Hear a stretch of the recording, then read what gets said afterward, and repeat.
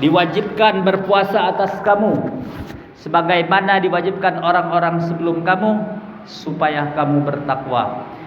Di dalam surah Al-Baqarah ayat 183 ini menghimbau kepada, mengajak, memotivasi kita semua yang merasa terpanggil, yang merasa termotivasi, yang merasa dionya beriman.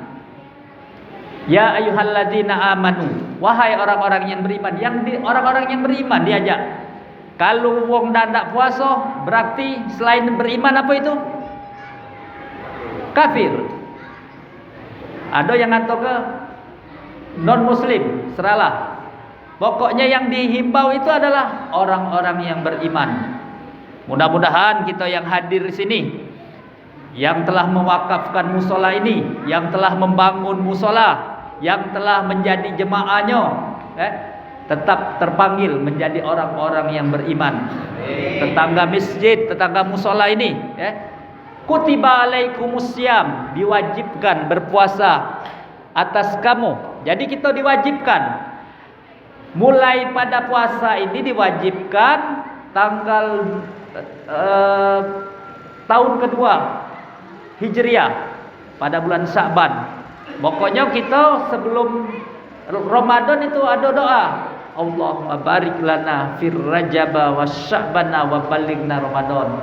Ya Allah, berkahi kami di bulan Rajab, bulan Sya'ban, dan sampaikan kami di bulan Ramadan. Alhamdulillah, hari ini kita masih sampai malam kelima di bulan Sya'ban. Menurut kalender penanggalan pemerintah Republik Indonesia, yang tanggal 29 Sya'ban nyingok bulan, belum terjingok bulannya melalui teropong. Ada yang menghisap. Nah, kita di sini banyak yang ahli hisap, tapi hisap lain. Ya, kalau hisap ngitung bulan itu hisap hitungan dia, kalau tidak cukup, belum terjingok sampai 3 derajat bulan, maka genap ke Sya'ban menjadi 30. Kaget lebaran kita sama dengan wong yang lebaran tanggal sebelumnya, yang malam ni malam 6. Alhamdulillah, alhamdulillah. Bapak Ibu, mari kita senantiasa bersolawat. Allahumma sholli wa sallim ala sayyidina Muhammad wa ala ali sayyidina. Jadi kata Rasul, orang-orang yang beriman yang diseru untuk berpuasa itu kutiba alaikumusiyam. Jadi Rasul mendapat syariat kutiba alaikumusiyam itu tahun kedua di Hijriah. Ketika itu puasa boleh, siapa puasa boleh puasa, karena zaman itu zaman jahiliyah.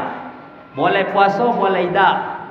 Cuma tidak harus bayar fidyah, boleh pilihan. Tapi semenjak sudah disempurnakan agama, al-yauma akmaltu lakum dinakum, hadis lain mengatakan bahwa Rasul pernah ditanya oleh Jibril, man huwa Islam? Apa itu Islam? Islam itu bersyahadat tiada Tuhan selain Allah, mendirikan salat, membayar zakat, puasa di bulan Ramadan, berhaji. Nah, itu dalil yang kuat untuk kita berpuasa menjadi wajib.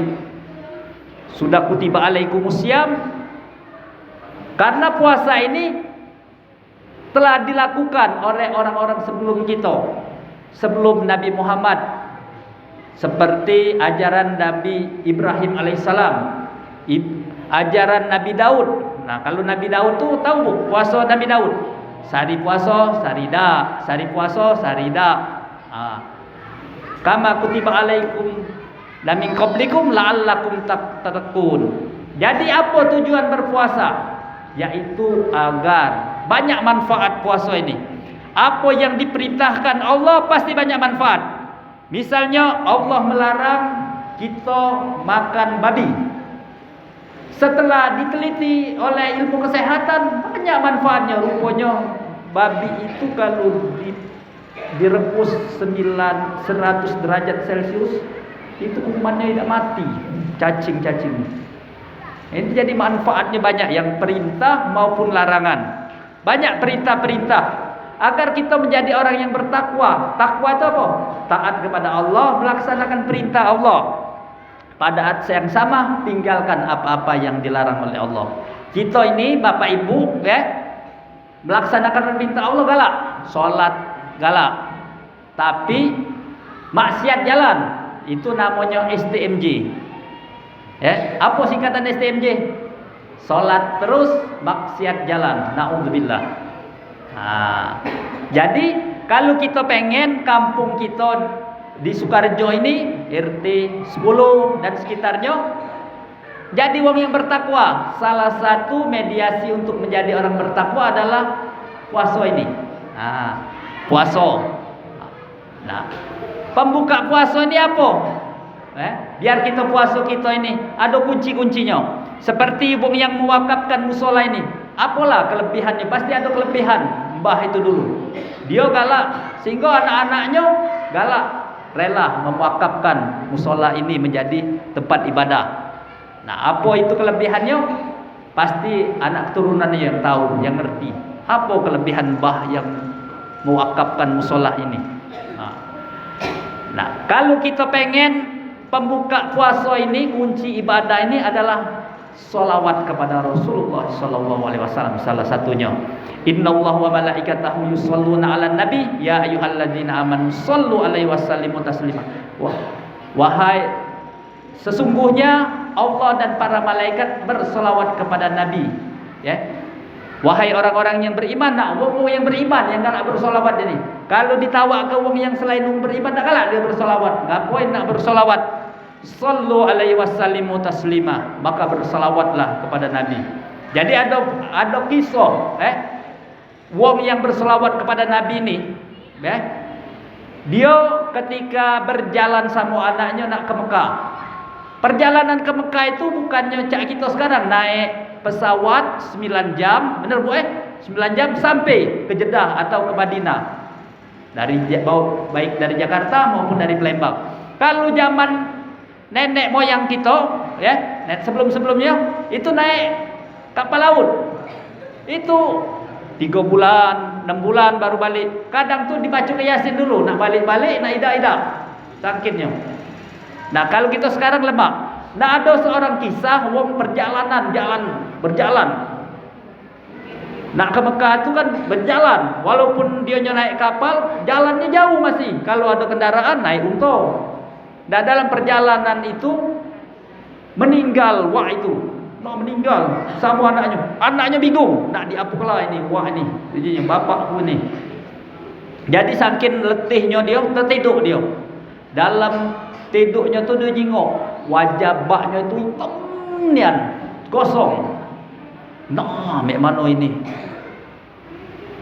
Jadi dalam kisah itu datang ada seorang, diusapnya wajah yang gosong itu. Jadi putih nian, lebih putih dari baju aku, dari bukan ibu-ibu yang baru putih itu.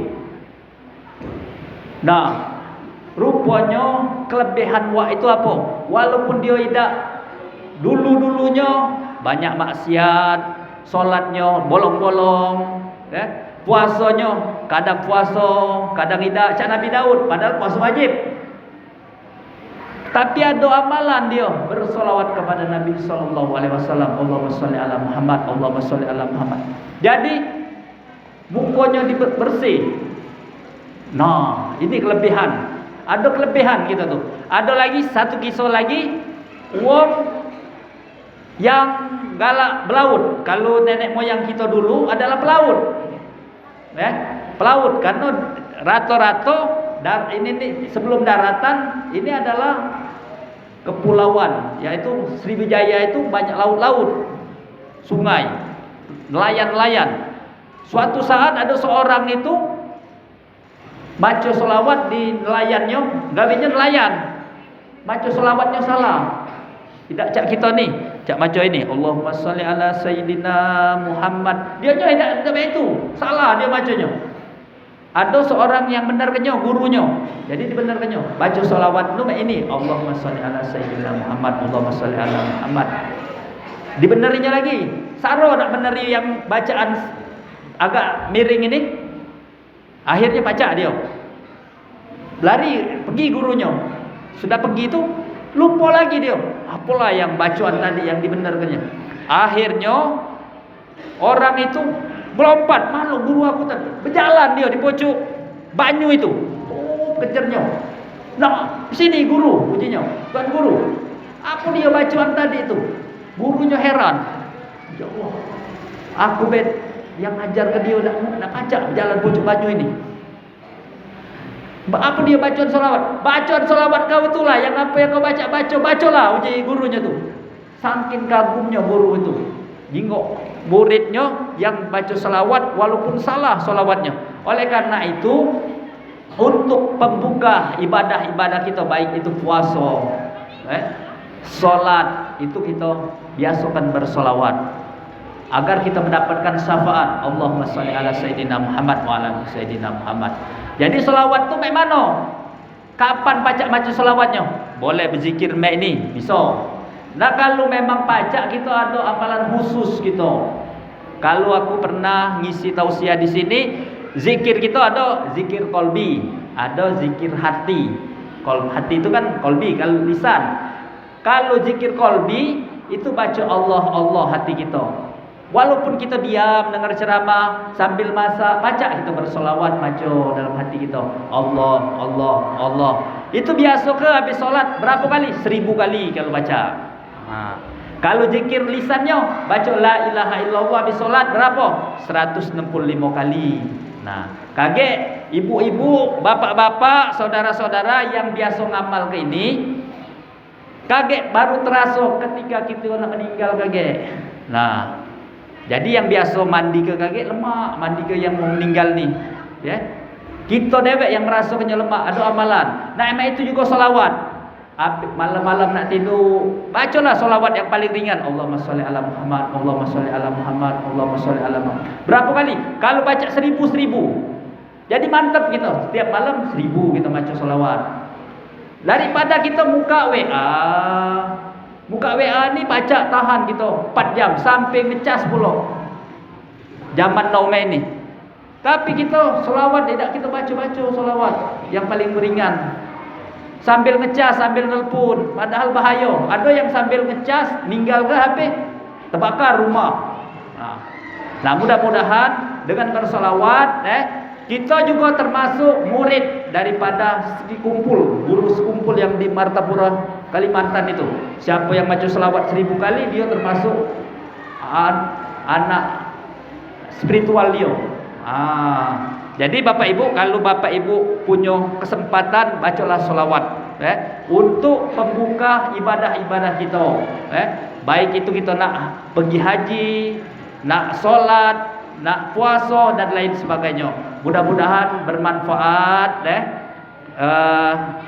Kita termasuk wong yang istiqomah untuk melaksanakan ibadah. Becaknya malam kelima ni lah maju jemaahnya.